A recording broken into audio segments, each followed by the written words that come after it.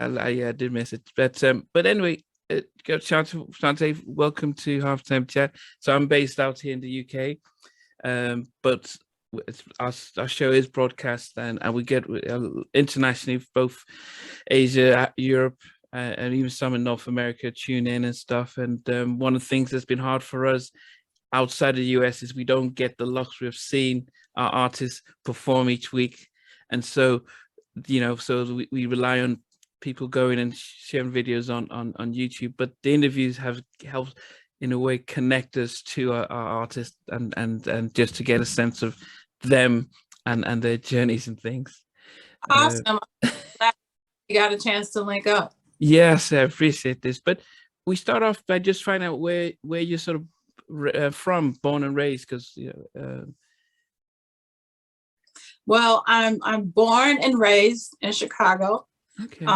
Total Chicago girl, west side of Chicago. I don't know if you know any about the areas, but I grew up like mostly the west side and Humboldt Park, which is really a multicultural Hispanic, predominantly Puerto Rican and Hispanic neighborhood. Wow. I would say like from kindergarten to middle school, and then middle school, just like the straight west side, which is predominantly Black families. And it was really cool. Like the Chicago is a really big city with big cultures. And then I went to high school on the whole other side of town, which is like the north side, east side. So I think it helped to create, let's just say, a well-rounded person. Yeah. I remember interviewing Donnell Jones, and he talks about coming from his neighbor was Lamont Ruffin in Chicago and stuff. Yes. Growing up, what was your sort of hobbies and interests? Not to sound cliche, but music was a big hobby always. But I always, my parents really kept us busy. So I was into all sorts of things, but mostly singing and dancing, modern dance. And I'm also a church kid. So I spent a lot of time in the church, and that's pretty much where I got like to, get my chops, singing in the choir. And by the time I was 13, I was the minister of music. So I was I was even in charge of my mom's choir by that time. But yeah, growing up, and then my first real job other than church was we used to have summer programs in Chicago, which unfortunately we don't have anymore. And your whole summer as teenagers is spent doing a job or whatever. But I was lucky enough to get in this musical program, and we put on plays. So like the entire summer was just about like us working and rehearsing. And so I got to act, and it was like Broadway for teenagers. So those were my hobbies, like music, acting, modern dance, all that fun stuff. And at that young age, who were the artists or singers that are out that you were looking to and thinking, wow, these are the people I really admire and sort of my idols and stars?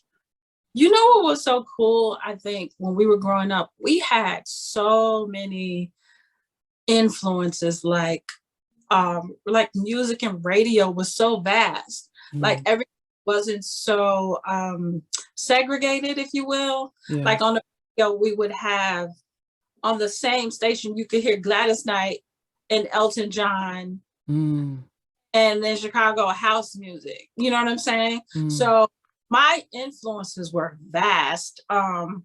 Vocally, though, I would say Anita Baker, Chaka Khan, Prince as a writer. Okay. And I just loved everything about him because he was just like the full package. And I'm also a musician because I play the keyboards, the drums a little bit, but I'm a keyboardist as well. So I listen to everybody. I mean, from house music to a little bit of punk rock at the time. Wow.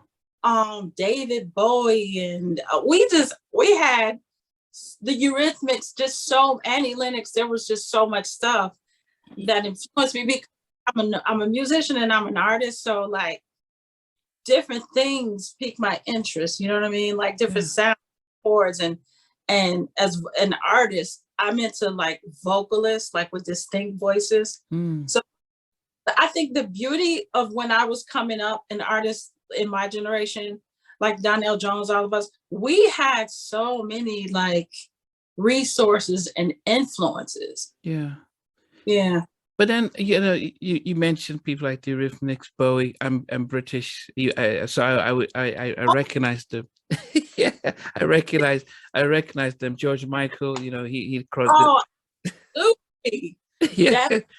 But it might be strange then, because as I said, I grew up here in the UK but went to college in the US, and you know, the stations I was listening to, even if it's you don't and I guess probably because I moved in the 90s, you didn't really get to hear those non R&B artists on the radios when I got in the 90s, or on Video Soul and stuff. So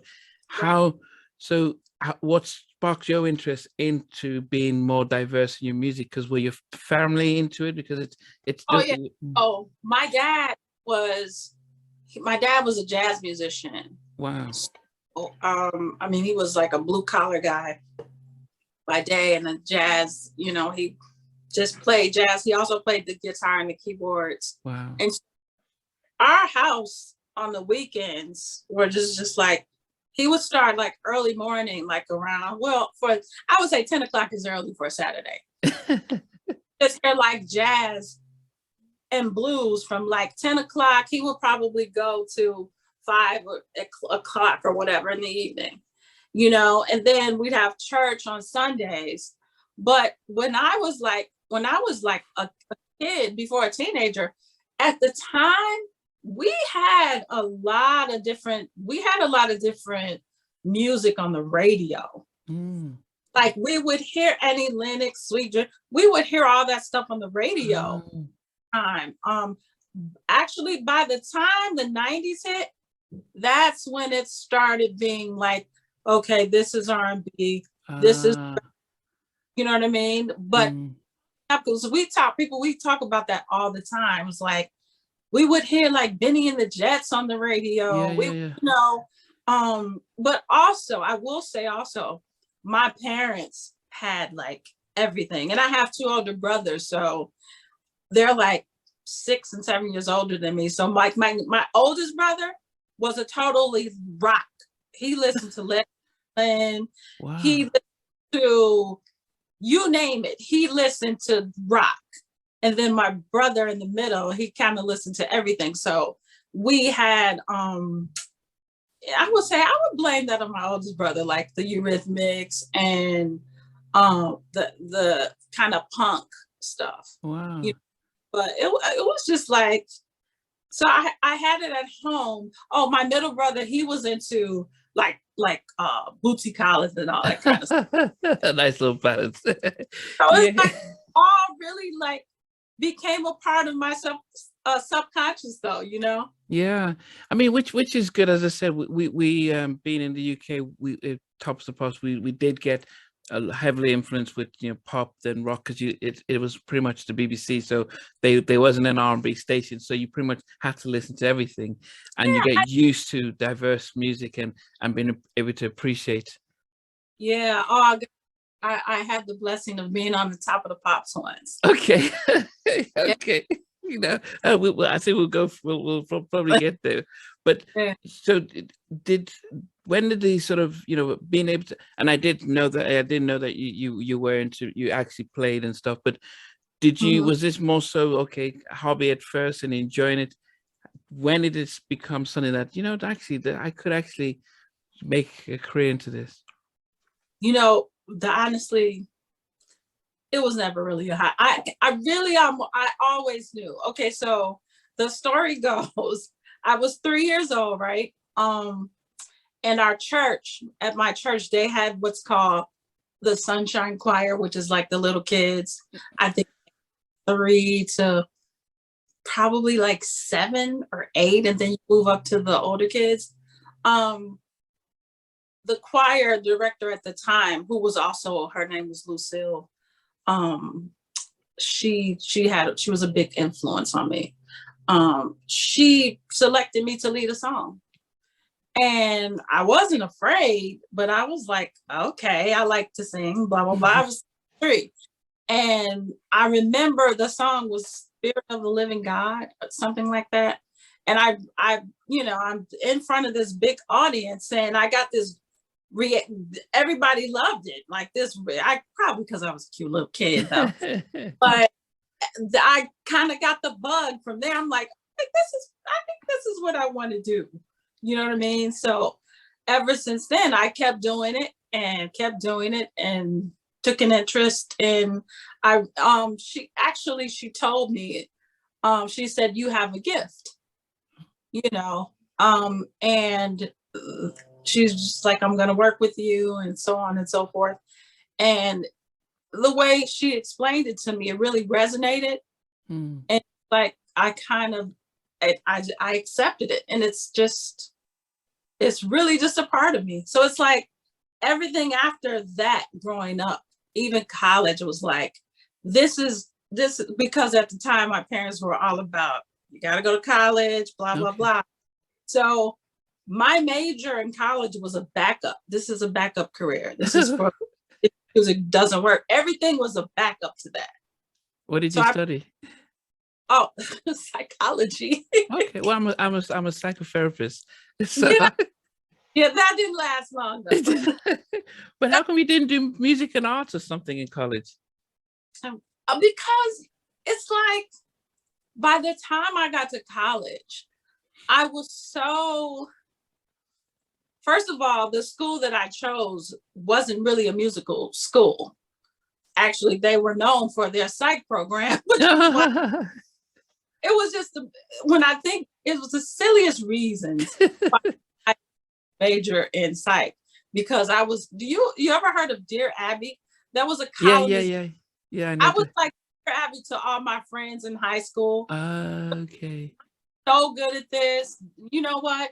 I'm just going to major in psych, and, that'll be my fallback career because I know I'm going to sing. So, but by the time I went to college, I was already so like, I was really on the scene. I was singing, I was directing, I was making money, teaching choirs and so forth. So it was like, and that's not, when I think of it, I was like, well, there's really nothing they could teach me at this point. Which is kind of contradictory to how I am, because I'm such an open vessel. I always feel like I can, but I'm a kid at the time, so I'm like, yeah, I'll knock this out because I'm only going because my parents wanted me to go. I'll knock it out, and then I could always tell my mom, okay, I have this. When they're complaining about whatever with music, yeah, I always throw that back at them and say I did this. So. Okay, so I mean, what happened? I mean, did you finish college and then start looking? Because were you thinking of becoming a recording artist, or were you just thinking about Broadway, or what were you thinking when you? Honestly, I wanted to make records. Okay. I always wanted to be a recording artist and tour. So, but to answer your question, did I finish? I didn't finish because. After a few years, like 2.5, one summer I came home, and during this summer, I started working. A friend of mine who graduated from high school. We were old friends. He called me and said, I don't know what you're doing, but I'm working with this production studio and they need some songwriters. So if you want to come out, could you come out and just check it out? You may like it. And I did. And I started writing songs, and I was having so much fun. And I was only supposed to just be doing that like part-time, Yeah. I started writing songs for other artists. And in that summer, I placed a few songs and made money. I'm like, wait a minute. It's like, things are kind of like taking off for me. And this is like another type of, it was like college, but outside of college, Yeah. And so I talked to my mom. I'm like, I just wanted to let me take some time off and pursue this, because this is really what I want to do. So I want to pursue this because, to be honest, I was bored to tears, and it was like, that wasn't my passion. Yeah. So I took that summer off and I never went back. And within the first 2 years or so, I had already placed so many songs. And the last song that I really placed was the We Gotta Love thing with CeCe Peniston. After being there so long, and wow, I was all in. I was all in. So that project and all the songs that I had placed lots of songs. Didn't even know, just a lot of different songs. I was writing house music at the time. Mainly house. Okay, mainly house. Yeah. Mainly house. I was doing some R&B. The R&B stuff was really, because after being there a few years, I was like, okay. They were like, let's start working on your album. And so the We Gotta Love thing song was supposed to be for my debut album. So they talked me into giving this song up and giving it to CeCe, because I was not here for it at the time. And I was like, what? No. But I didn't understand how important songwriting was. So I placed it on her, and it was her second single after Finally. And it did very well. So that was an excellent lesson. But yeah, that's how it all. Now, unlike most recording artists, they get signed and then they get all the contracts thrown in at them. For yourself, though, how valuable was it not being a recording artist, but joining in and learning it from the songwriting points early on? Very good question. The songwriting part, I'm so grateful that I learned it that way, because had I done it the opposite way, I can't even fathom how that would be. I mean, because to me, like, I always try when I talk to young artists, I always encourage them to write, because that is like that's a stronger foundation for you. Like, if you have that, no one could take that away from you. It's like, if you have that ability, you can always create, whether it's for you or for anyone else, and you could always eat. You know what I mean? Because you know how this business is so inconsistent, and it's like, that was the most valuable lesson that I learned, because I had been writing for years, but I never took it serious. I was like, yeah, you know what I mean? But it wasn't until I put it to music, when I went with my friend, that was my first time seeing how writing a song, when I'm writing these poems or whatever, it all clicked for me. Yeah. And I'm so happy that it happened that way. Because that's really what got my deal, because everything I did, and then coming from church, being a minister of music, I did all my backgrounds, everything. So I put a signature on everything I did. So every song I wrote, I demoed. And then I was with a company, most of the songs that other people wrote, they wanted me to demo. So, the record company, so RC at the time, was like, okay, who is this girl on all of these demos? You know what I mean? And they were like, well, that's Chantay. That's the one who did CeCe, blah, blah, blah. And so they were like, well, let's talk to her. What's going on? Let's sign her. So that's how I got my deal. Yeah. Because of my writing.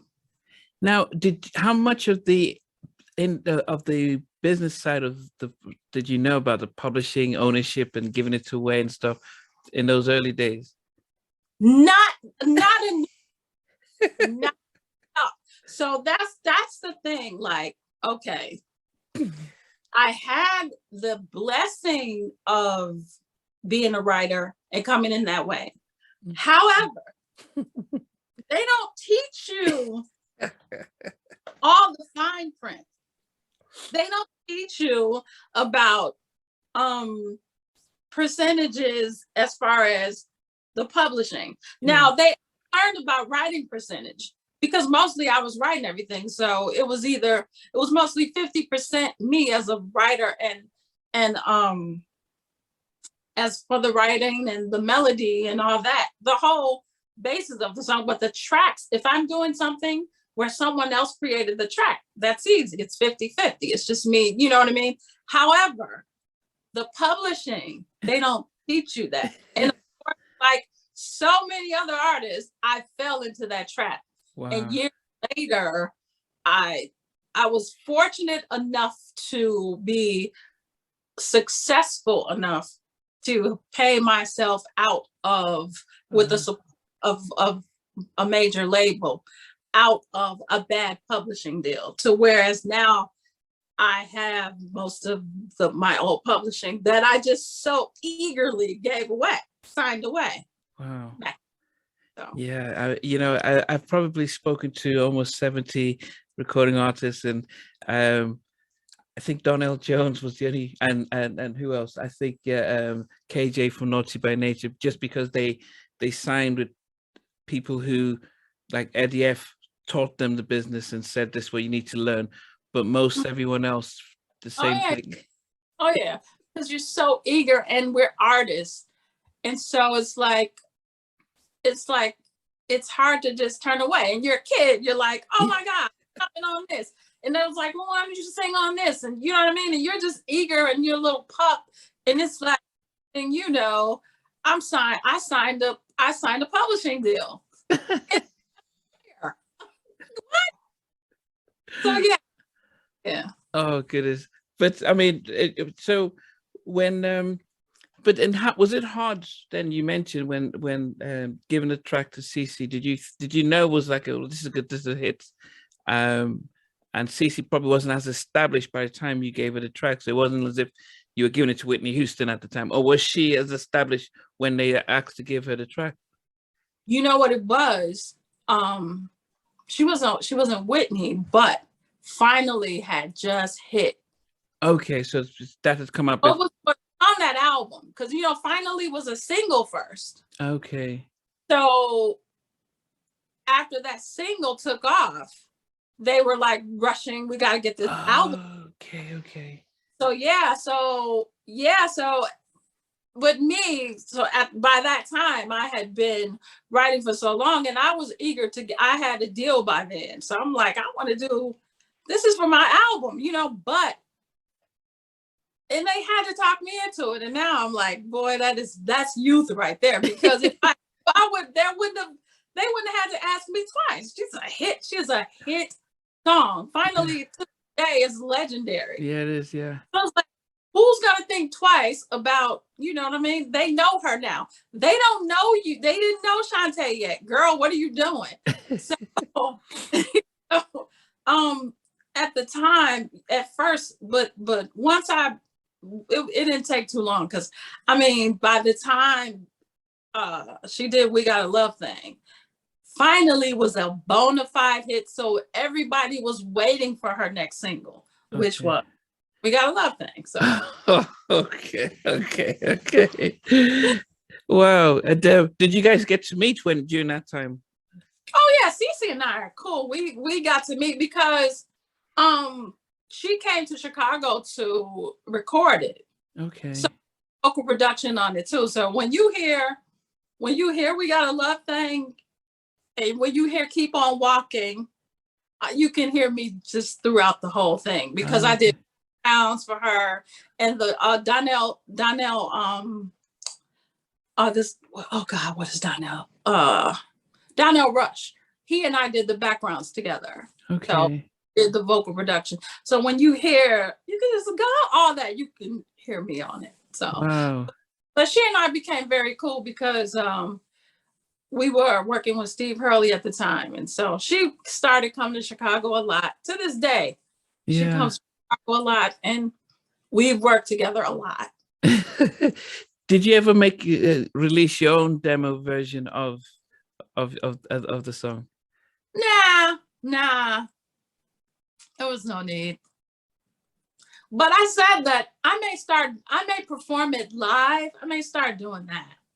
Okay, so you never really recorded your own version and released it as. Well, I recorded a version for the demo just for her.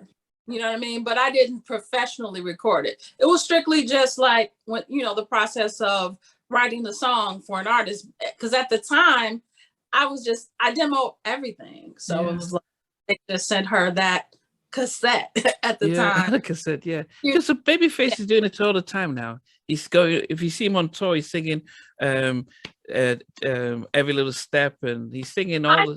That's so cool. That's what's like. I think I may perform some of these songs that I've placed.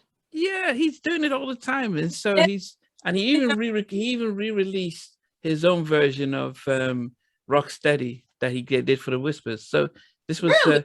He released the demo version of it because it's his song, and he's re-releasing it and stuff. So that's why I assumed you were. Keith Sweat co-wrote Let's Chill, and now he goes around singing it on tour because it's like, well, I co-wrote it and stuff. So I think that's cool. I was like, I may perform that. I may perform it, sometime. Yeah, it'd be interesting. But then, so RCA come around. What kind of label was RCA when you joined? Because most of us would know RCA for SWV.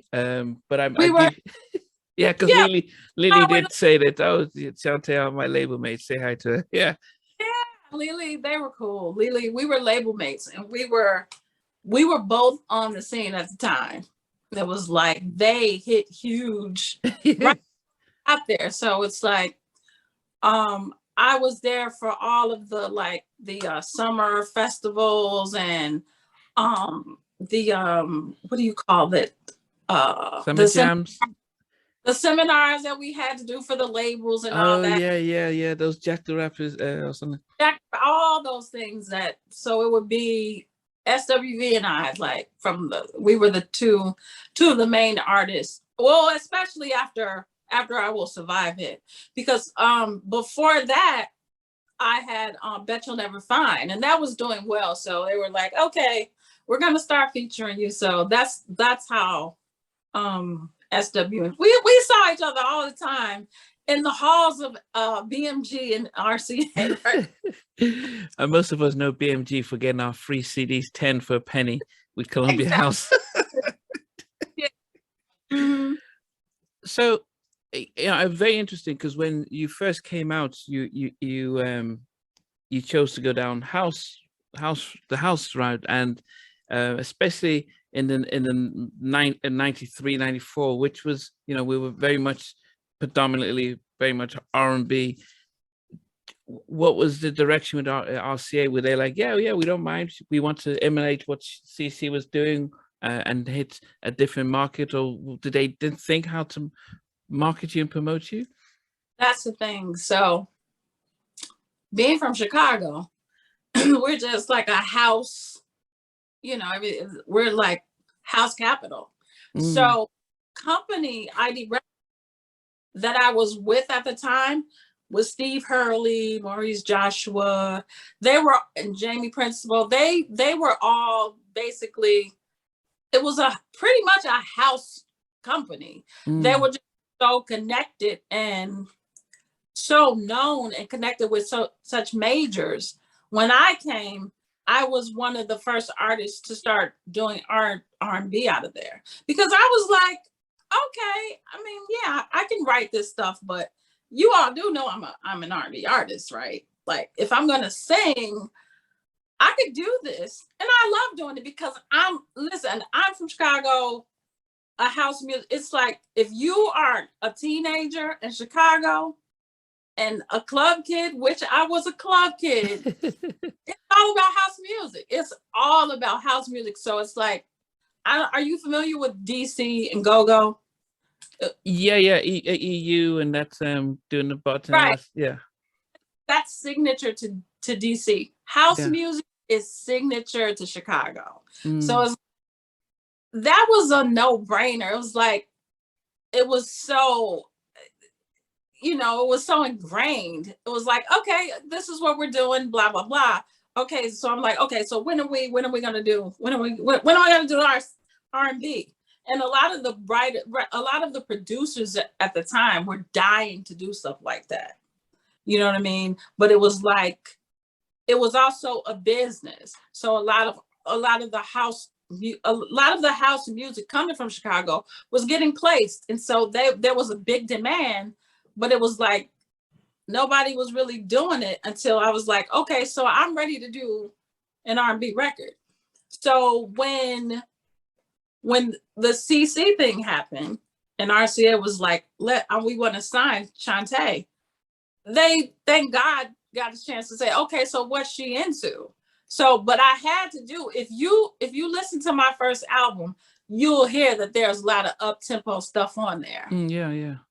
So it was like, that was the perfect, coming from ID Records and the Hurley and all that, that was the perfect way to blend. Like, that was like putting your toe in the water and kind of blend the two. So it's like, you'll see like the up tempos, and then you'll hear like something new, the ballads and stuff. That was all me. Yeah. I'm gotta do some ballads, and Yeah, I mean, I think because I remember the listening to the house up ballads, and then you had I can't remember the name. Is it Do Me, the R&B sort of? It just seemed strange because you had the house, and then you had the like proper 90s R&B sort of slow jam. I was like, wow, I don't know how did the A&R just think, okay, this is going to work, how we're going to sell you, how we're going to market you, or it's like at the time though, it's like every R&B record that was released had to have remixes. They all had house remixes on them for like different markets. So you know what I mean? Mm. So at the time, that was like, and I don't even know if they do that now, but I had house remixes. And then the later we got into the 90s, hip hop remixes. Yeah. Song. Because like, for example, which one? Don't Let It Go to Your Head. I remember that. That's one of the songs. We had so many. We had about 5 house remixes, R&B mix. I mean, we had a hip hop mix. We had a go-go mix for like every market. No, but the because I know Steve Hurley from because when we used to buy the maxi singles, we'd see his name listed there. Even when I was big into Michael Jackson, so he would sometimes may do a house version with Steve Morales, with Mike Morales. So we're familiar with them, but I just did wonder how they were going to sell the house R&B type of stuff to the radio, if they're especially if they're trying to sell the album. And do you think RCA managed to get the balance right on your first album?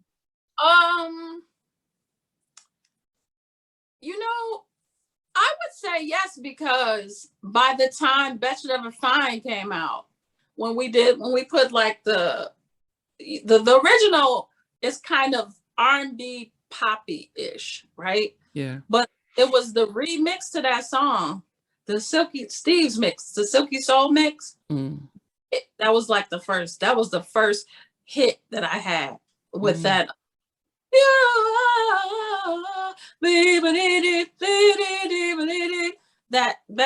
That song was like, that was the first song that kind of was like, okay, we have something here.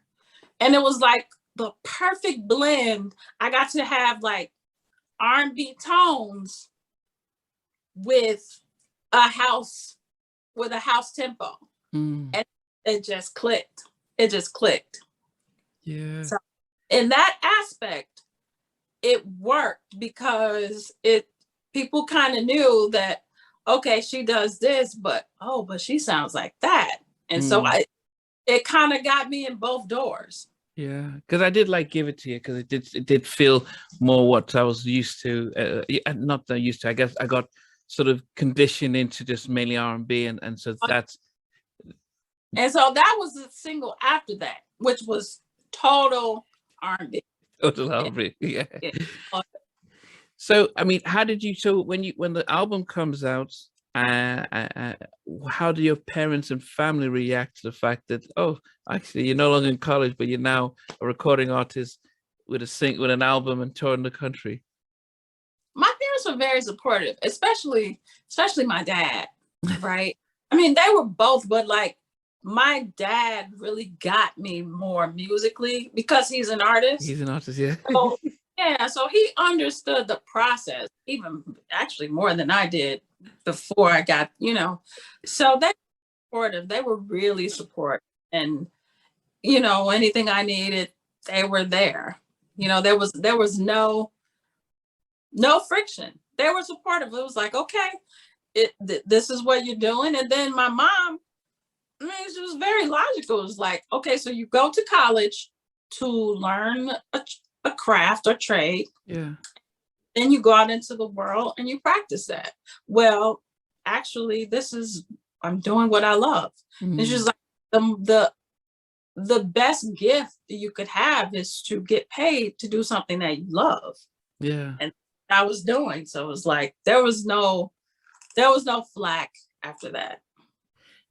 So when you signed your recording contract, had you learned a little bit more about from the publishing side, so that you weren't surprised by that time, or were they both come at you at a place where you weren't aware of the differences, especially being a recording artist as opposed to the writing side? How could I practically, if we're talking in terms of, by the time I signed my deal, the epiphany hadn't come yet. Okay, sorry about that. It hadn't come yet, as far as you're getting ripped off your publishing company. That epiphany hadn't come yet, because I was still, you're so enthralled by something major. Like, that's every young artist's dream. So I'm like, I'm living the dream. Bonus, you get this advance, and you buy the car you want, you live where you know what I mean? So you're so caught up into all that. I'm traveling the world, and you're not, the epiphany hadn't come yet. That didn't happen till later, 2 albums. Oh goodness. Yeah, it's the good thing, as I said, things have changed since then. But what was your parents' proudest moment? Some Lily says when she performed at the Apollo, her mom was able to see her there.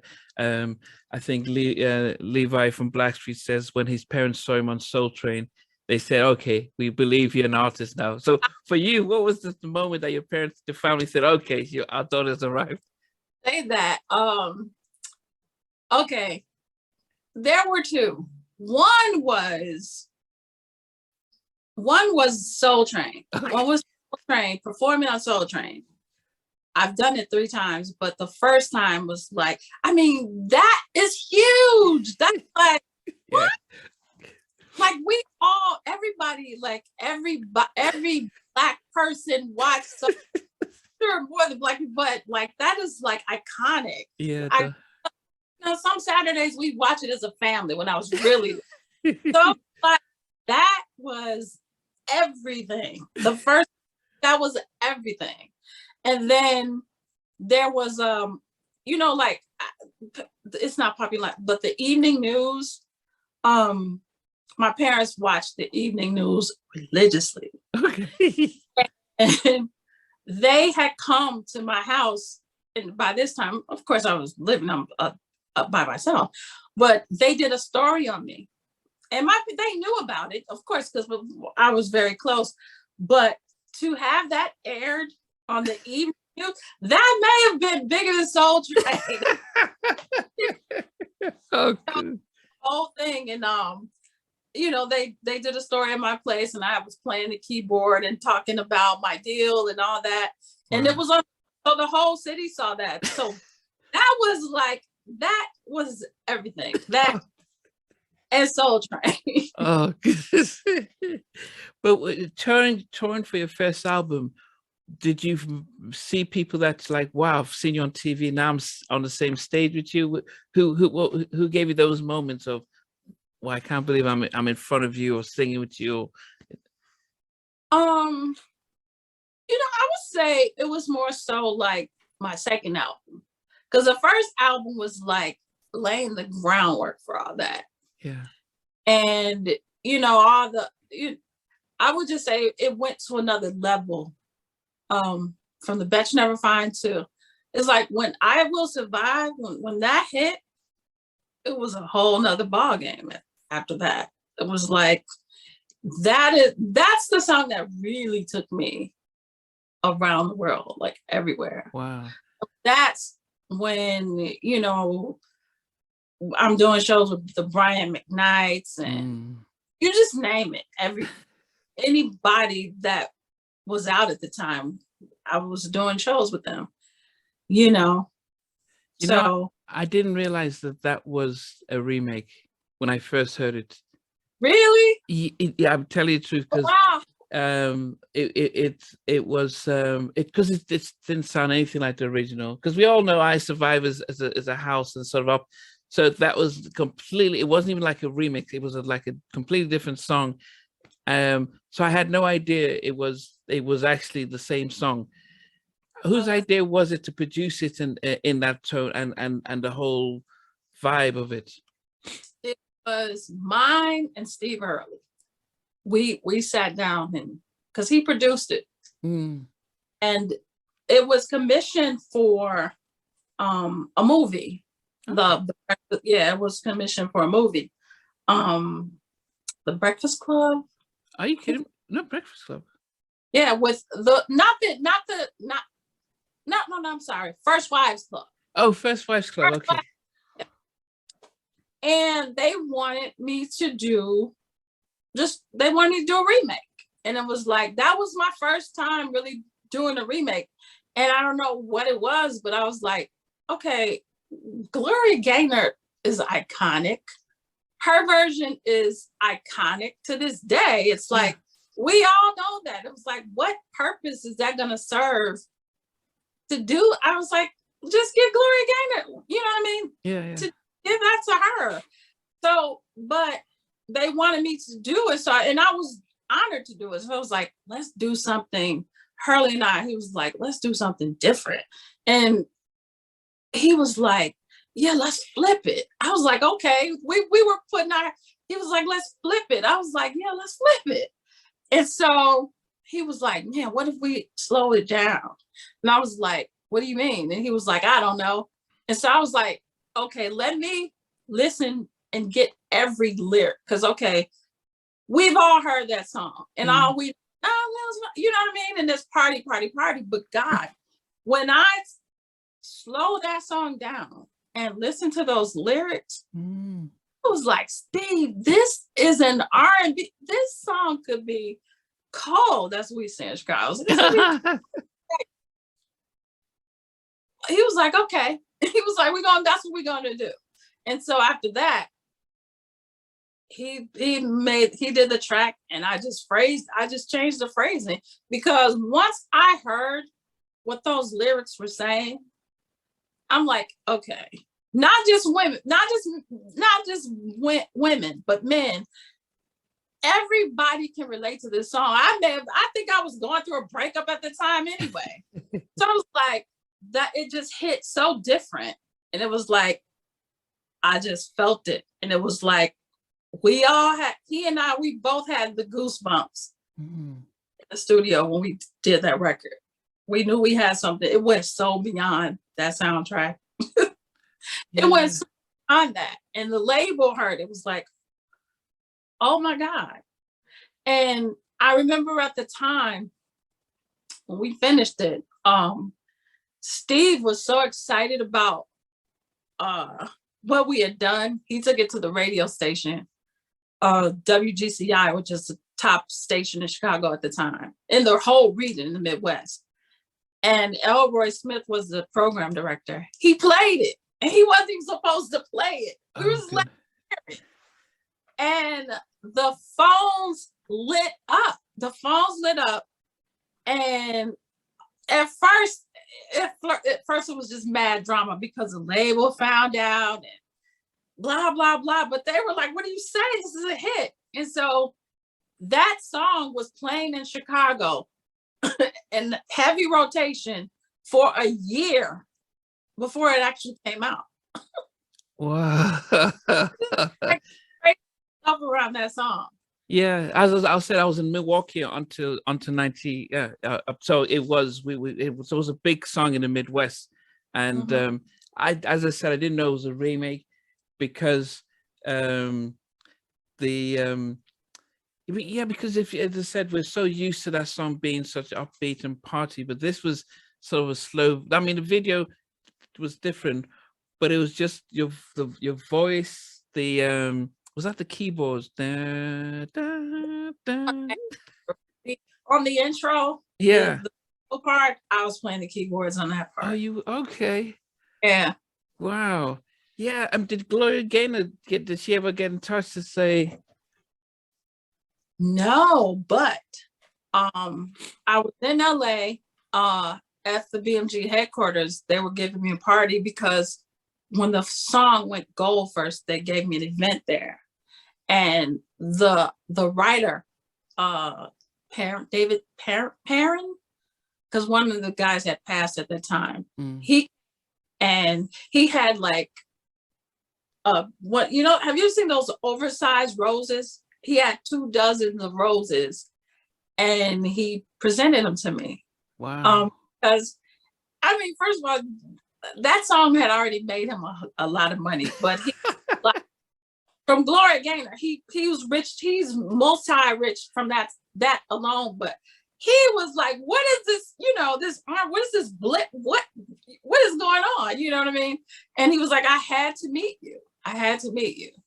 And to kind of go back to the lesson, it was around that time writing, the publishing epiphany happened for me. Oh goodness. Because he, you know, because what that did for him, I started learning, oh my God, imagine if I had written this song. You know what I'm saying? And it's like, as an artist, it's not about that. The money, it's not about the money for you starting out. Yeah. But when it becomes your life's blood, then it has to be also, you know what I mean? So it was around that time when I started learning about where my money was going, publishing wise, and what I had given up. You know what I mean? Yeah. So yeah. But what was your experience? Because why was he fortunate to be able to have signed a better deal than you or most Black and R&B artists who write songs? Why do you think he was able to be making millions from that one song when we've had other R&B artists writing songs that are still big, but they're still having to tour? Well, I think there's a lot of factors for that. First of all, he's male. He's white. And at that time, he was like, I want to say maybe in his 60s or 70s then. When he wrote it. Yeah, so whatever he had to deal with to get to the point where he fully owned the rights, he owned the rights by that time. You know what I'm saying? So he was seasoned enough in his career as a writer to be able to and his partner, I believe, I'm not sure, don't quote me about it, I think they were a gay couple. Okay. Passed. So he was the sole proprietor. Okay. So whatever he had to go through to get to that point, it happened. So Yeah, You but know, but here in the UK, we see people like Adele write songs, becomes multimillionaires, and also yeah, yeah, and so the you know, we've got a lot of pop rock, Coldplay. I mean, you two all become multimillionaires, but and you're thinking, well, that were they not given the same contracts, or were they explained, okay, this is what really is happening, but we and stuff. I don't know why, but that's a whole nother show. yeah. There are a lot of factors that go into that. Now,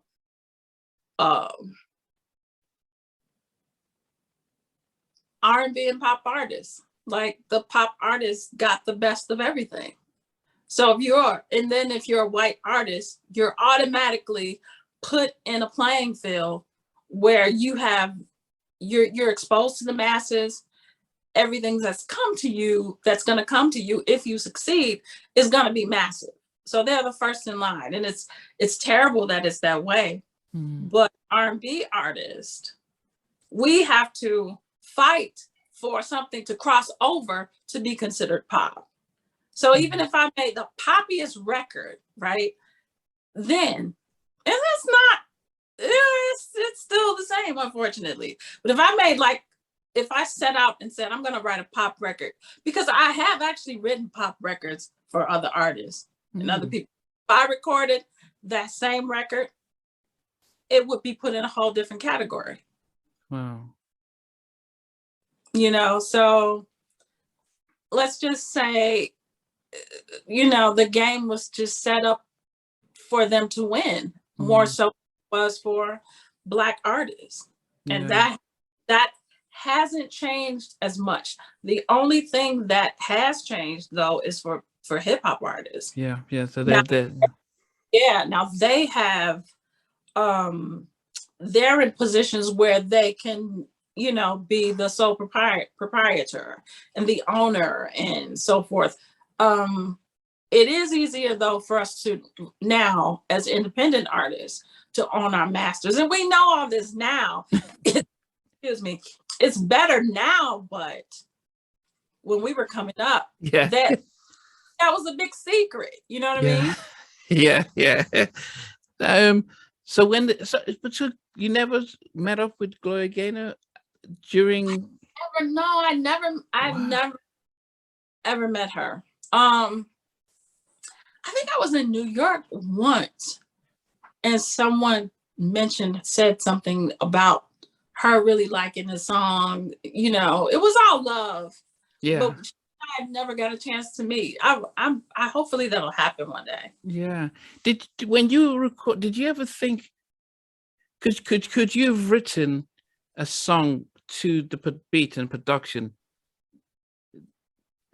your own version, your own lyrics? Because what Steve produced, what you guys came up with, as I said, I didn't realize it was a remake. So I was wondering, could you have same production but write your own words and your own song? Absolutely. But it wasn't meant for that. That wasn't meant to be. But definitely, we could have done that. But it probably wouldn't have been as successful. Why do you think? Is it because you said, as you were listening to the lyric? Don't get me wrong, it would have been dope, because I think I'm that confident in my writing skills. But it was just like the sweetest recipe. Like those lyrics, everybody knew that song. And it's like, if you look, it's like if a designer takes a dress and totally redesigns it for someone else, and it's fabulous, but everybody knew that signature dress, and it looks different on somebody else, but it looks great. As opposed to just creating something from scratch. I don't know. It's like, I think it was the familiarity, and a lot of people had an emotional connection to the song anyway, and experience with that song. Yeah. So I think that in and of itself gave it a leg up. Yeah, I don't know if it was of the familiarity as much as it was a very haunting. It reminded me of, say, when Mary did the Not Gonna Cry. It had that sense of you're feeling, we could tell that you knew the words, and you were making sure that we understood what was being said. So it felt like a story. It had that, it captured a moment. So I do, as I said, I only recently realized it was a remake, because it's so far-fetched. It's not like Whitney Houston's "I Would Always Love You," because most of us didn't really hear the Dolly Parton version. Exactly. Yeah, so we didn't appreciate the song because we heard Dolly's. We just like, wow, look at Whitney has done. And then we're like, oh, it doesn't even, the original version doesn't even, it pales in comparison to what Whitney did. So I think it's how you guys delivered it, and just the vibe was something that it wasn't, there wasn't anything out like that on our radios and our stuff, and how you sang as well, very measured and controlled, haunting, and capturing. So I think that was the magic of the song, as opposed to the familiarity. Because I don't, maybe people who knew it, especially in the house market, house stuff, yeah. But as I said, it was an amazing. So that opened different doors to where RCA sort of flying you around first class now. Like, but honestly, I will say though, like you, I heard the song, but I didn't really know the song. Okay. Me, that was like something I saw in movies, thinking, young, and that never be something that I would request. Like, oh, I want to hear the disco. I was like, consider disco. You know what I mean? So yeah. I mean, I had to slow it down to get the lyrics, because I didn't really know what she was saying. But we look, I was, you knew that, but I really so like people, definitely my demographic, people, your early 20s and 20s, we didn't know that song like that. No, yeah. Parents really knew the lyrics, but I knew, because who hasn't, mostly I would say I heard that song in movies. Yeah. On elevators, you know what I mean? Or if I'm in a casino or something, they're playing that song. But I didn't know that song like that. Like, I had no idea, that she was talking about that. So to me, it was still kind of like, oh wow, this is so cool. You know what I mean? So like, it was new to a lot of people, especially people my age, because I heard it, but I didn't know it. Yeah. Yeah. I mean, having that big hit single, because after your experience with your first album and your and then your second album having this massive hit, did you feel a difference in how you were treated by the label and by radio, by everything? Was it a massive shift having a big single from an album? Yes, absolutely. It allowed me to, it gave me more of a voice, so that for my next album, I got a chance to choose who I wanted to work with. It was that time also that I got a chance to hire a team to get my publishing back. Oh. So by the time I did that next album, every song I wrote on there, I had all my publishing for that. Okay. So that record allowed me to, it gave me a voice. Because artists, I mean, you have to A&R, everything, just about everything is pushed. So being a writer helped me, put me in a position to, at least, okay, I'm writing most of this stuff, but they had the yes or no, like, okay, no, we don't want this one, we want that one. And then they always had that, but for the third album, I was pretty much given, I was an executive producer at that time. Wow. So that's what that did, along with, of course, flying everywhere, and the shows were great, because I mean, that's bread and butter as well. you're at bigger and better venues. Mm. The song crossed over, so I'm doing bigger shows, bigger TV shows, daytime talk shows, and all that stuff. So it definitely opened the door. And I'm really glad that I got a chance to experience that. You know what I mean? To Yeah. get to that point, because a lot of artists don't. Yeah, no, it's nothing like a hit single. On your third album, we noticed there was no Steve Hurley on the album.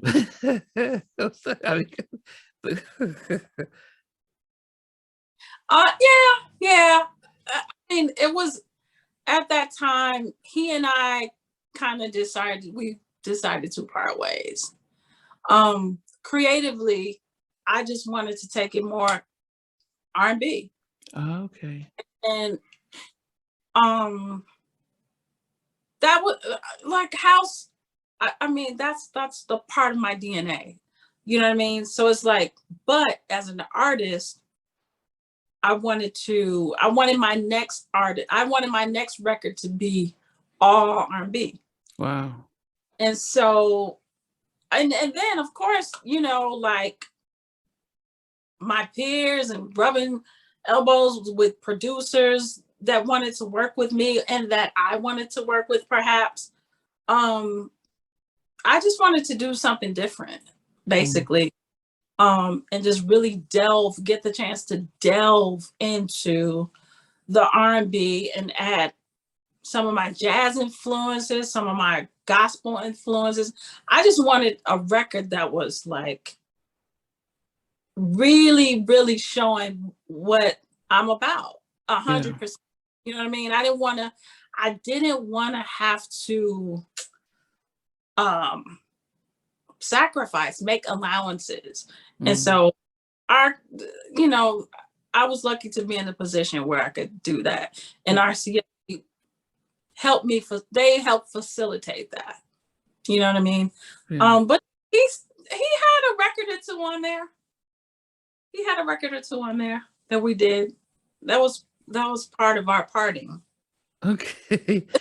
What was your, because about 99, the we were getting a lot more hip hop artists taking R&B beats and actually the charts became hip hop and R&B as opposed to just R&B. So we noticed there was an influx. And the landscape was changing really quickly. How did you think that affected how the third album performed? And a lot. Here's the thing, it's like there was so much going on at that time. Like hip hop was taking over. Yeah.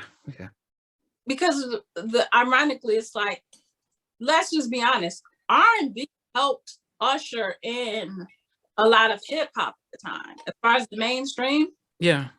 For example, because there were like hip hop artists that I did hooks for. You know what I mean? Like around that second album time, it was like they were all up and coming. Yeah. But actually, with Common, he's from here. So I think right before, that was after I Will Survive, he and I did Reminded Me of Seth. That was a pretty decent record for him. That was like just before he totally just blew. Yeah. And it was like, that was an example of R&B ushering in hip hop. Yeah. But hip hop just took over. Because I don't know if are you into hip hop a lot at all? Yeah, I mean, so I wasn't, when I moved to America, I wasn't very much into the East Coast, but I liked the West Coast because it was very influenced by R&B. And I know Diddy used to use a lot of that. So so the ones that crossed over, I was very much into that because I'm more R&B. Yeah. And it's like the record that I was on with Common, he had Lauryn Hill on there. There was a lot of really dope R&B artists on there. And I think on his album. On that album, I think was instrumental. I think that helped the success of that album. He's a brilliant artist. I love him. In fact, his record, I Used to Love Her, I think that was like the biggest hit for me. You know, but my point is, I think R&B helped usher in hip hop, but I don't think that hip hop, when it became the end all be all for the industry, it's everything. I don't think it reached back enough to R&B as far as like saying, okay, you did this for me, let me do this for you. Yeah. That's how I feel about that. Because now now they're singing their own hook. Yeah, yes, it's Okay, we or maybe, you know what I'm saying? But so anyway, by the time that record came out, hip hop had taken over, and there was this big turnover in the industry altogether. Yeah, they're merging. Yeah, the labels were consolidating. I remember RCA did a sweep. They dropped like 80% of their roster. I was lucky enough to stay. You know, had a successful record for that. But there was so much turmoil and all this. And then I don't know if you remember when radio, that's when radio was consolidating. Yeah. The local stations were dying and everything was being consolidated. Yeah. And the playlists were getting smaller. Yeah.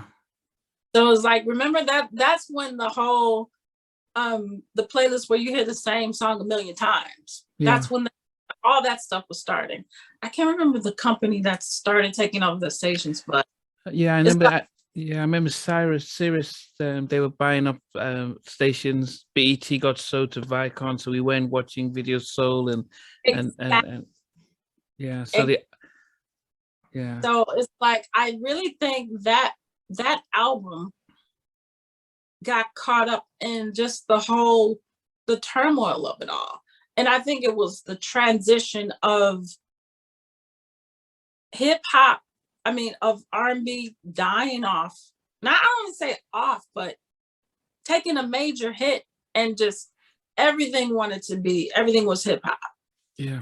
Everybody wanted to be so cool and we're hip hop this, hip hop that. Yeah. And the playlists were changing. Like the top of the playlists were now hip hop songs. Yeah. Content was changing. With the violence and this and that. Let me just say, I'm a hip hop head. I love hip hop.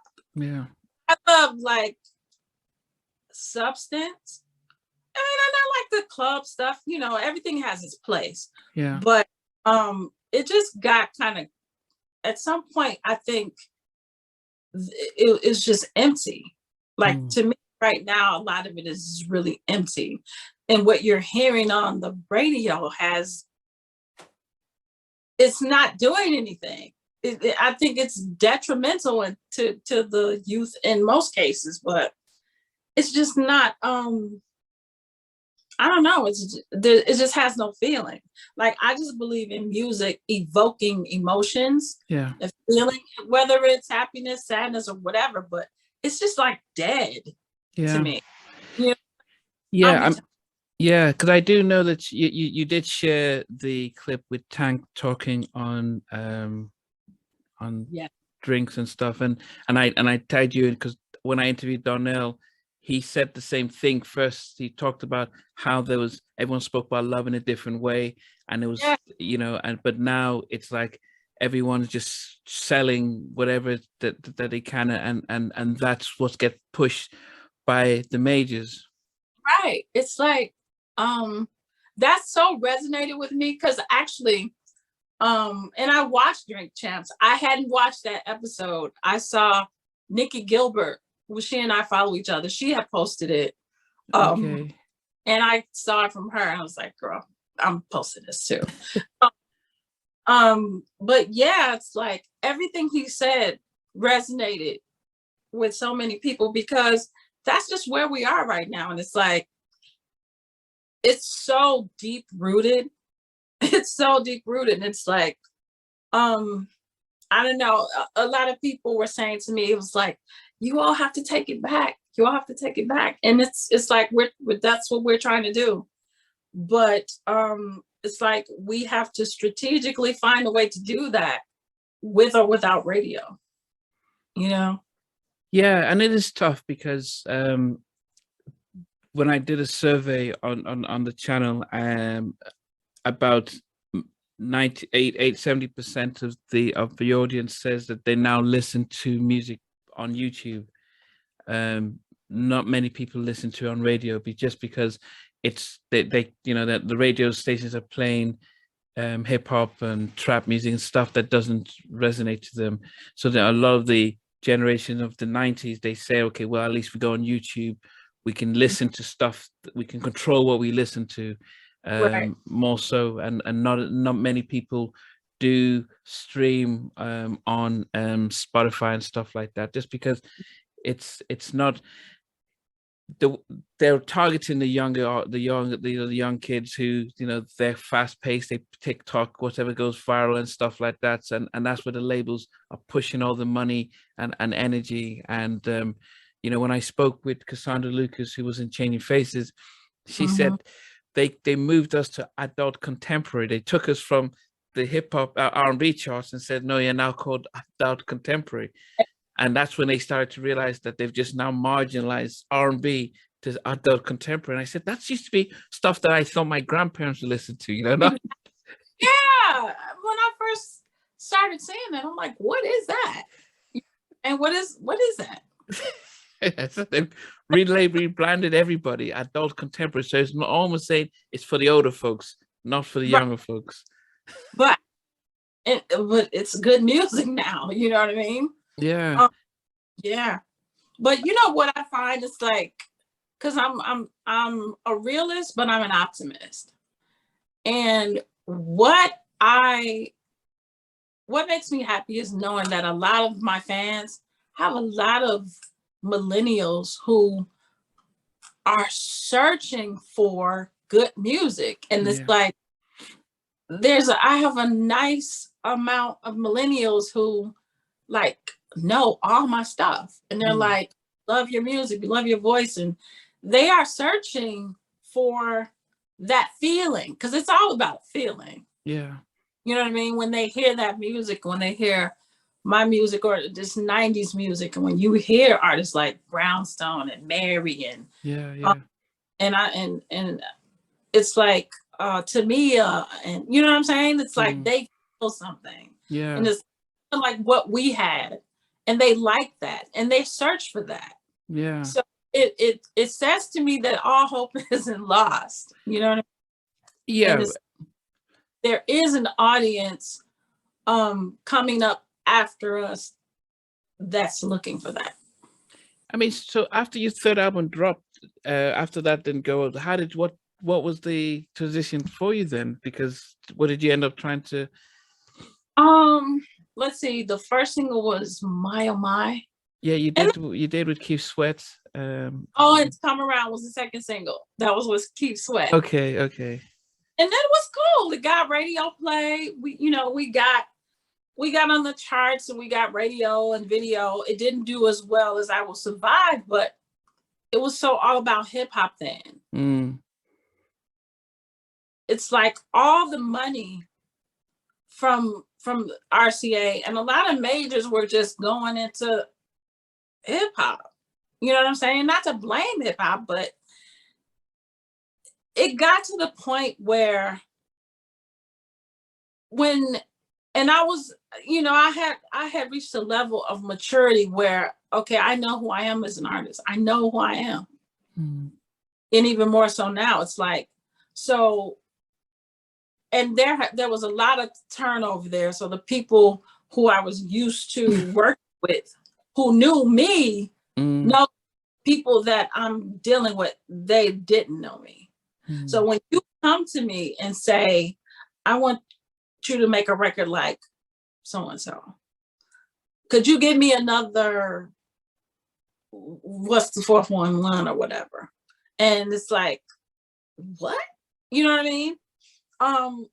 because one of the beautiful things about the 90s in our time, everybody sounded like themselves. Nobody sounded like anybody else. And that was so dope about it, because it was like going into this beautiful candy store and you can just get all these different flavors. Yeah. And it just started after that third album, everything was homogenized and everything started to sound alike.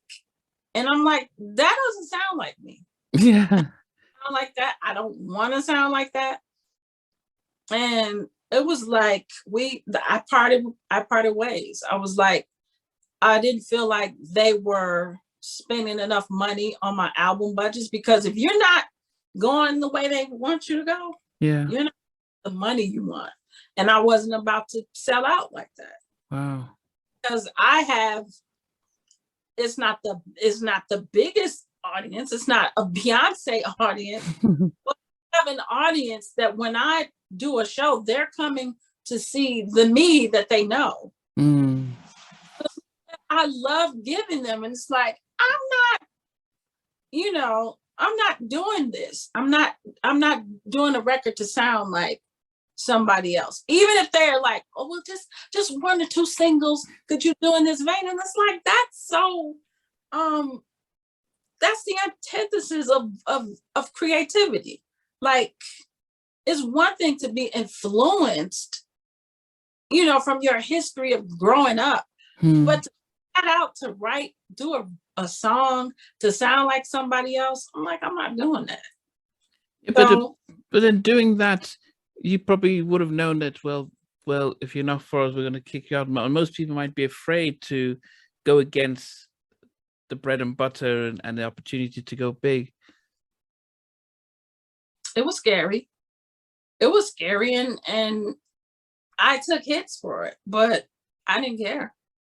Because one thing I know is that I am an infinite resource. I could always write and create what I want when I want it. And now, to me,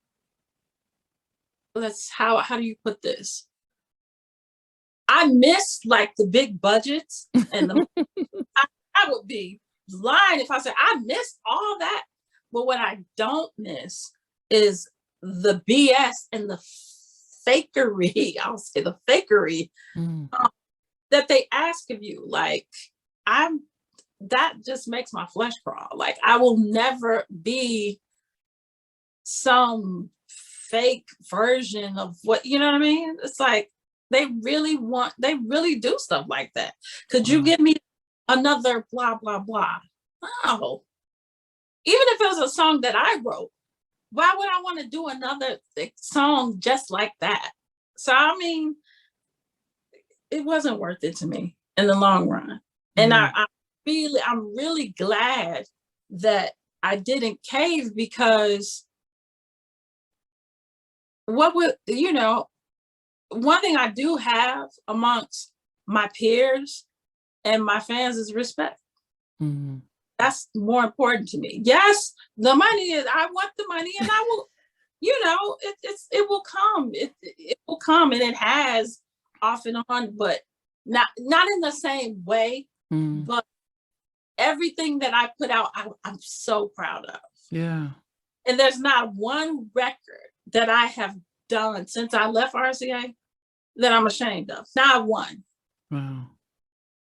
Not one where I'm like, oh God, where I cringe when I hear it. So, I mean, now that you've, as an independent artist, what is the sort of the direction for you? Is it because, and I've access to other artists who are no longer on majors, are you putting out music to generate revenue from that? Or is it a way of getting your creativity out there, but you really want to rely on your tours and your shows? Or what's the balance? It's all of that. It's all, I have an EP that I'm releasing in a few months. Okay. Terry Hunter and I are doing that, and that's R&B, and I think I got some house tinge stuff on there, but it's mostly R&B. But at the same time, like I'm in the business also of songwriting. So I'm always writing. Like if that's why some people's like, oh, you're not on the people who say, oh, you're not on social media. Yeah. I'm like, I'm writing songs. So if I'm not writing for myself, I'm writing for other people. And I have a passion for that as well. But my ultimate passion is being on stage live, connecting with that audience. To me, now that's the ultimate. Wow. And so, I get to do that, but I get to do that on my own terms. So, sometimes that doesn't come with the the big budgets, but there aren't that many middlemen. So it's still kind of sweet, but it's but it's more work. I tell you this, but it's worth it. It's worth it. And it's like I'm like a grown woman. It's like I just can't subject myself to answering. Now and it's like, okay, some people have said to me, like, well, would you turn down a major deal? I won't turn down a deal that's catered to me and we could be equal partners. They know, but the beauty of the industry now as an independent artist, it's a lot more work, it's a lot more self-investment, and it can be hard, but you reap so much more in the end. So. You said you've got an EP that we can expect that to be released. How have you had to balance being an independent artist and the self-promotion, Instagram? Oh, hard. That's hard. TikTok.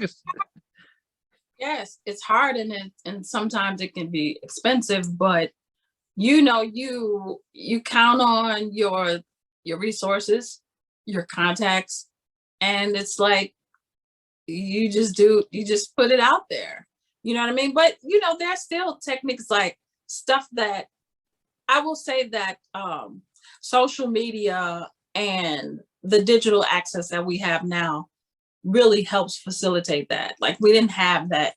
Like you don't. In the long run, you can do this without a major label. It's better, and you could look at Chance. He's hip hop, but look at what he's done, and he's from Chicago too. Look at what he's done without a label.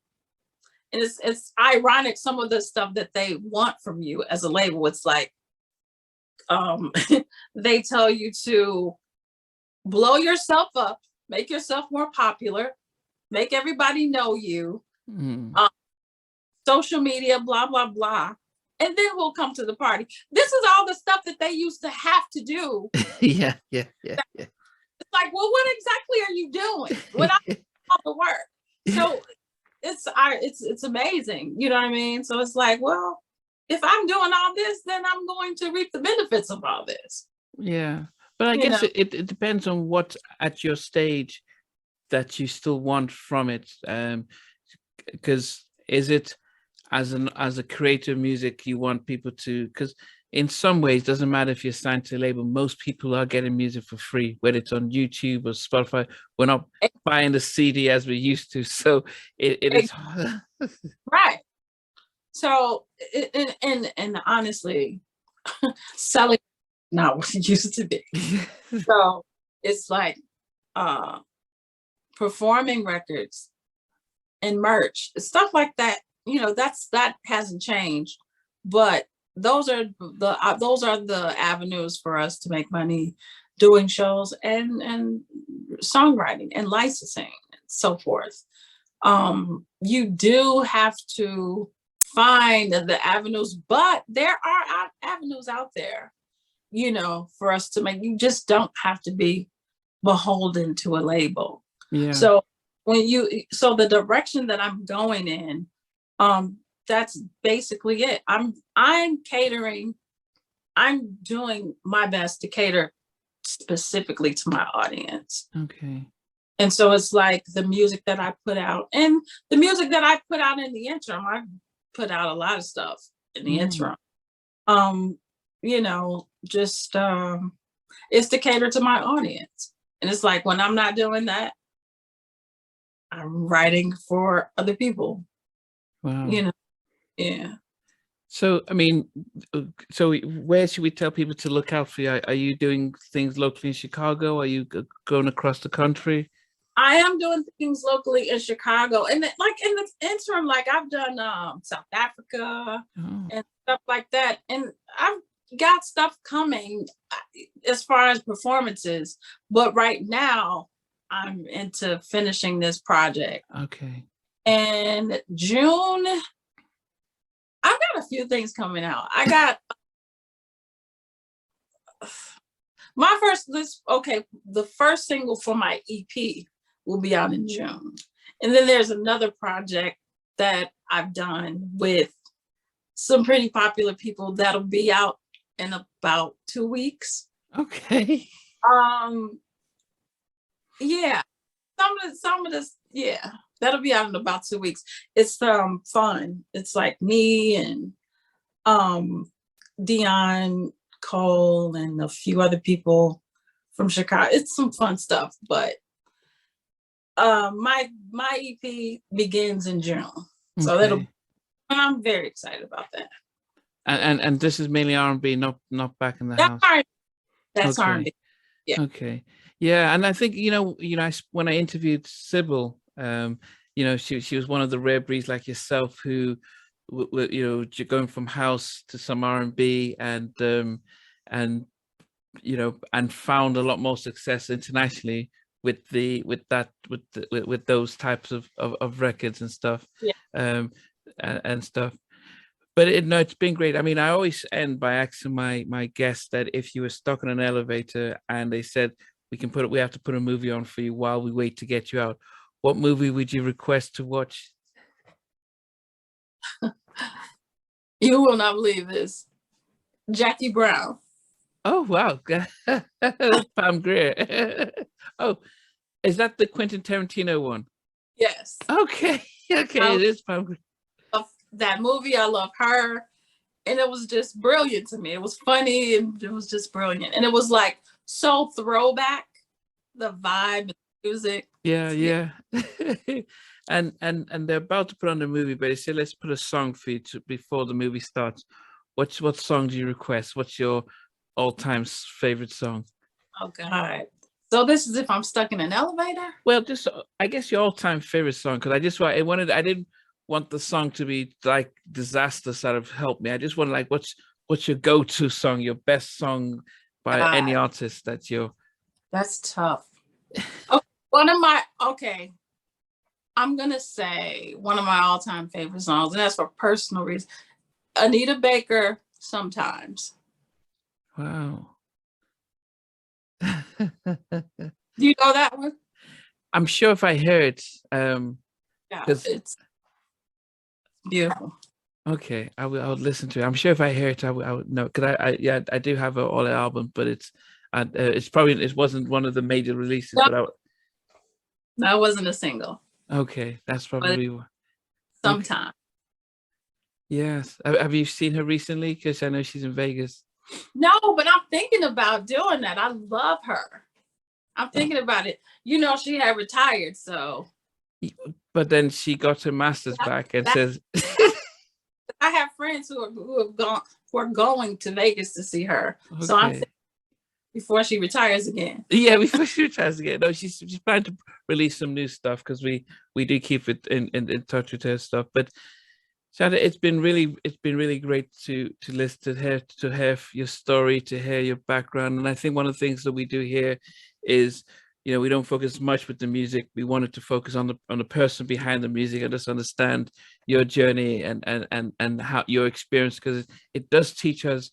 Because when we started off, we all thought our 90s artists were multimillionaires living in the, had mansions.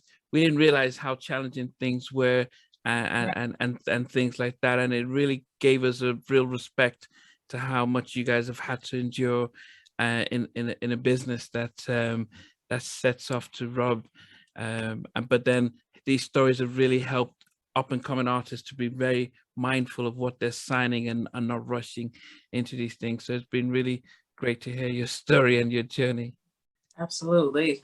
It was fun. It was fun talking to you. Like always, I'm just always weird talking about myself, but yeah, you made it comfortable and fun. So yeah, and I'm glad it's we didn't take too much of your time and stuff, but fine. Like all the times when you had to reschedule, and I'm just like, you got it. What? yeah, You know, so happy to do it. Yeah, no, definitely, and as I said, I'll be in touch with Jeff so when you do release your EP, so we can get a sense of when it's out and make sure that everyone gets to listen to some support and stuff. Definitely, I can't wait for you to hear it. Yeah, looking forward to it. I'm very proud of what we've done. So. And it's as I said with R&B, and I guess I think for some of us it'd be interesting to see the direction you're going to take, whether you're going to do more throwback to what we're more comfortable with or used to, or do you take advantage of what music is like now, or how do you balance that out? Well, the EP is more of, I would say it's more of what you're used to, but it's fresh. I think it's refreshing, and it's of the time, you know, topically, as far as the topics, there's so many things that you can't avoid. But I think what it's gonna do is it's just gonna allow people to feel again. You know what I mean? It talks about love and life. It's positive, but it's warm. It's a hug. You know what I mean? Yeah. And it's just soul. And that's one of the things we don't get enough of. It's soulful as hell. So yeah, but it sounds expensive to be able to record songs. You know, your studio time, engineering, mastering, and then creating the visuals, and maybe for not as much return in the actual selling. I mean, so what becomes the incentive to actually go through all of that when you might not recoup? Maybe if you go on tour, but just know, you have to be strategic about what you invest the most in. And if you are, as a consumer, you want to know that the product that you're buying is of the best, like I like organic, the best quality. So it's worth the investment, because in the long run, it's like, if you know you invested in everything you put into this is organic and top shelf. Yeah, I think it's going to speak for itself. And it will. The people who are looking for me, like the people who are shopping for my product, always rest assured that it's going to be organic. So they pay more for that. Yeah, I mean, because I don't, as I said, I realized that I don't have like a CD player in my car. Even my laptop doesn't play CDs anymore. So I don't have one. Okay. So this will be mainly, it'll be available digitally, like Spotify. Oh, absolutely. Now you have to adapt. Times it'll be available everywhere. Apple, Spotify, you name it. We have this distribution on it, and that's what it is. I mean, vinyl. I hear vinyl is coming back, but yeah, I mean, no. I think the DJs. I mean, that's why you have viral songs on TikTok and stuff, or DJs having a vinyl to play in the clubs and stuff. May get a house remake to one of your R&B tracks or something like that. Right. That's right. Yeah, and maybe if you did a remake of the song you wrote for CC and in fact, the remix I did last summer. I did a remake actually for Dome Records out there, where in your neck of the woods, with the Get Down Saturday Night. I did a remake with Full Flavor. Okay. Yeah, that was just one of those projects. I was like, okay, cool. They asked me to do it. I was like, cool. And I had done a remake of September, God, over 10 years ago with them. So they called me. It was like, do you want to do it? We're doing another album. And Cece's on that album as well. It's like Wow. a full flavor release. And I was like, cool. So that was last summer. And that's getting nice little play over there, especially in Paris. But yeah, so I do that now and then. But the EP is gonna be a full release though. Okay. Full release, we'll do visual, Okay. all that. Yeah, we look forward to that. The question people have asked is when you do those demos, or not demos, but you did is it references, vocal references? Yeah. Do And you little, do you keep those CDs? Do you still have those, or these oh tapes, or are they those? yeah, because I do. I keep those just for my, just for my collection. But that was a digital release. That was streamed everywhere. No, I'm talking about the ones that you've did from back in the day, back in the. Absolutely. Oh yeah, absolutely. But how I've come you got. don't release those ones then? What do you mean? Well, just just digitally, just put them on the Apple Store. Just Oh have no, it. those you mean like my old albums? Not the albums, the reference vocal references for some Oh, big for I, those tracks. I could, but I would have to re-record them. You know what I Oh, mean? Yeah, I mean, you mean literally dropping like the cassette, like the music from the cassette? yeah, but they can digitize them, and so it captures the essence of where you were at at that We time. about we have talked about doing a reissue of Betcha'll Never Find. Because people can't find that. People Mm. can't find the record. But I don't know. I don't know. You're giving me an idea with We Got a Love Thing. Maybe I'll do that. Maybe I will do some of that, but I want to get this original stuff out, and maybe I Yeah, will. no, there's no rush with it. But as I mentioned, Babyface did the stuff he did with the Whispers, and it was very interesting to see his take of it. I've been talking to Tammy Lucas about she wrote Joy, and did the background vocals, all the things she's done. I'm saying to her, do the same thing, you know, Mhm. because people know that you co-wrote or wrote and did later vocal reference, Right. and you have the CDs. These are called vintage. These are Yeah. rarities. These are things that the people will be like really rushing to get Yeah. before. Yeah, and then when you, especially because what tends to happen is an old engineer or producer pushes them on YouTube, then it just becomes every there for everyone. But once it's coded and digitized, then anytime it's played, it's generating revenue. But it just they are interested. People will be interested in these rare breed of things that they had never heard before. Yes, the coding. Yeah, I may do that. I may do. Yeah, they do. Every now and then I may sing a little bit of something in the show, like something, but I hadn't really, other than some of the other ones, I hadn't thought of releasing some of the songs I've placed on other artists. But you put a little bug in. The movie industry does it all the time. They re-released, the Beatles. Somebody recorded them recording a show, and they Right. sold it to Disney Plus. So that's what they do all the time. They get old footages and make millions of them, and and then in the pop and pop rock, they do the same thing. They get it, the old vinyl or old, yeah. But with R&B, you don't tend to see you guys do that. You're always looking to do the next new thing. It's like, well, you still have some. And yeah, that's something. Now that's definitely something though.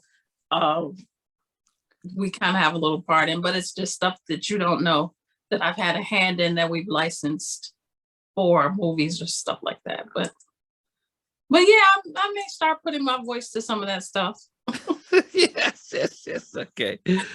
Yeah, but I'll follow up with Jeff. I'll tell him once your EP drops to let us know, so we can give it to make sure people aware of it and stuff. But it's definitely been a fun interview and stuff. And probably after things have dropped and stuff, we in next year, so we probably got you back to see how see how it is now. Yes, definitely. Thanks for watching. Please remember to subscribe to the channel, but most importantly to press the notification bell so that you can be notified when we do have a new interview. Loads to come, but thanks a lot for watching.